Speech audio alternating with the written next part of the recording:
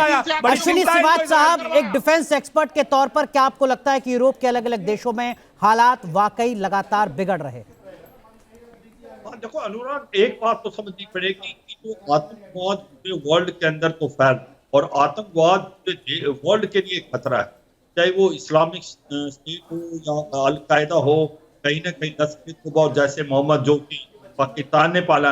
और मुझे लगता है आतंकवाद का कोई बाउंड्री नहीं, कोई रीजन नहीं और कोई रिलीजन नहीं, और ये फैलता जा रहा है। और अगर हम एज अ वर्ल्ड इसको नहीं रोकेंगे तो ये पूरे वर्ल्ड के लिए बहुत बड़ा खतरा हो सकता है। देखो, मैं आपको एक एग्जाम्पल दूंगा। पाकिस्तान एक ऐसा देश है जहां पर हिलेरी क्लिंटन 2013 में आई थी, तो उसने कहा था कि अगर अपने कोर्टयार्ड में आप सांप पालेंगे और आप सोचेंगे कि आपके पड़ोसी को डसेगा, एक दिन वो आपको भी डसेगा।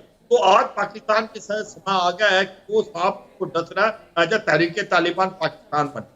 मुझे लगता है कि हुआ क्या है कि जिस प्रकार से कुछ वहां पर माइग्रेशन हुई है यूरोप में, तो अब यूरोप के अंदर टेररिज्म बढ़ता जा रहा है। कुछ एक नहीं, काफी ज्यादा, कुछ एक नहीं सर, काफी ज्यादा। और ये अपने आप में एक बड़ा सवाल लगातार खड़ा हो रहा है कि जो यूरोपियन देश हैं ज्यादातर, वो दरअसल में एक साथ दो नाव में सवार होना चाहते हैं। वो खुद को सेकुलर भी दिखाना चाहते हैं, और अगर इस तरीके की चुनौती आती है तो फिर रोना भी चाहते हैं। ऐसा स्टैंड नहीं हो सकता, ये समझना होगा यूरोप के देशों को। लेकिन कादरी साहब, आपने विनोद बंसल साहब को सुना, अलग अलग तरीके के तर्क हैं।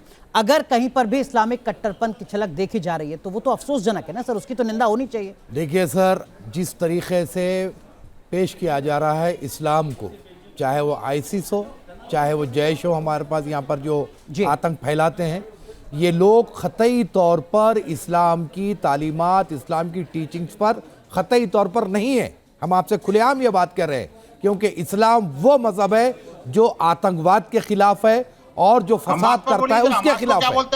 लेकिन बंसल साहब को मैं एक पूछना चाह रहा हूं कि जितने हमारे देश में एक नाम लेकर किसी को मार दिया गया, उसको जो लिंचिंग कर दी गई, वो कौन सा मजहब है, वो कौन सी तालीम है, मुझे ये भी बताइए आप, वो कौन से मजहब को कहते हैं आप?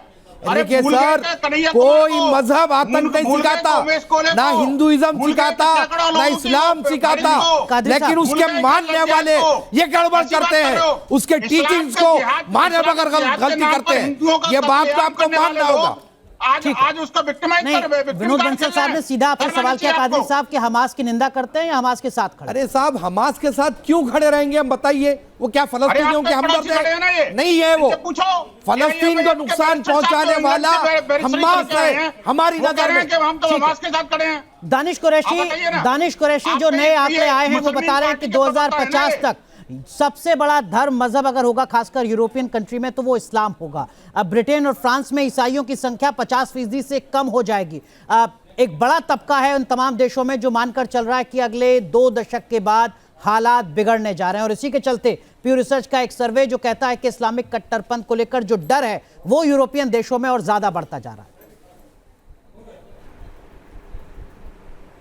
देखिए, मुझे लगता है कि जिस तरीके से पूरा मामला है इजराइल और फ़लस्तीन के अंदर में, उन हालातों में अगर कोई इस तरीके की बात करता है तो मुझे लगता है कि वो अहमकाना बात है, क्योंकि इन परिस्थितियों में जो हालात बने हुए हैं, वहाँ आम फ़लस्तीनी के पास पीने को पानी नहीं है, खाना नहीं है। उसके बाद भी आप ये सोचते हैं कि भाई कहीं जो है वो मुसलमान जो है वो ओवरकम कर देंगे। और तीसरा नंबर की बात कि अगर वेस्टर्न वर्ल्ड की बात की जाए, उनके ही मद्देनजर बात की जाए, तो रिलीजन एक पर्सनल मैटर है।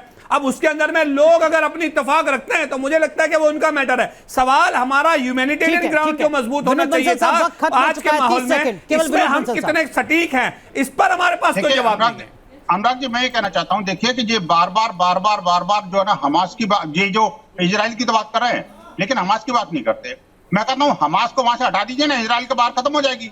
आप हमास के जितने भी गुर्गे हैं, हमास के जितने भी आतंकवादी हैं, हिजबुल्लाह के हैं, हुती के हैं, उन सबको उठाकर सरेंडर करा दो। हालांकि कादरी साहब ने तो कहा कि हमास का इस्लाम से कोई लेना देना नहीं, लेकिन एक बड़ा तबका है, अफसोसजनक बात, जो हमास को भी जस्टिफाई कर रहा है, सिर्फ हमारे देश में नहीं, दुनिया के अलग अलग हिस्सों में। वो हमास जो घोषित तौर पर आतंकी संगठन है। बहुत बहुत शुक्रिया डिबेट लाइव में जुड़ने के लिए। और आज जो सवाल हमने आपसे पूछा था वो सवाल यही था कि क्या इस्लामिक कट्टरपंथ के चलते यूरोप में सिविल वॉर मुमकिन नजर आती है? और जो जवाब है लोगों का वो देखिए, 94% से ज्यादा लोगों को लगता है कि हाँ यूरोप में हालात बिगड़ सकते हैं, 5% से ज्यादा लोगों को लगता है कि नहीं ऐसा कुछ नहीं होगा, ये सिर्फ वेस्टर्न वर्ल्ड की एक साजिश है, प्लानिंग है। बहुत बहुत शुक्रिया डिबेट लाइव देखने के लिए, धन्यवाद।